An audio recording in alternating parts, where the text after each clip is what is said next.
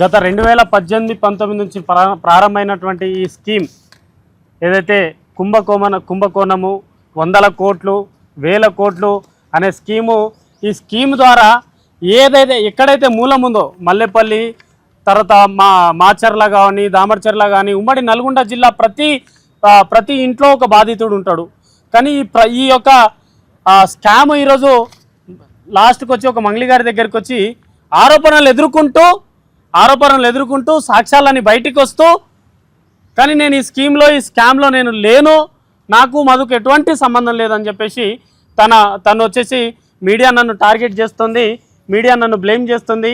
నాకు ఒక celebrity status వచ్చింది, నాకు 4 చేతులు వచ్చినాయి, 4 కాళ్ళు వచ్చినాయి కాబట్టి నేను చాలా బిజీ అయిపోయాను, నేను మీడియా ముందుకు రాలేకపోతున్నాను.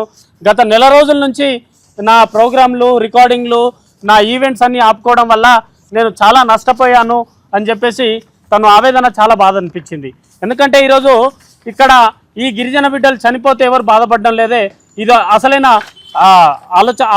ఆలోచన చేయాల్సిన కారణం కదా ఇది.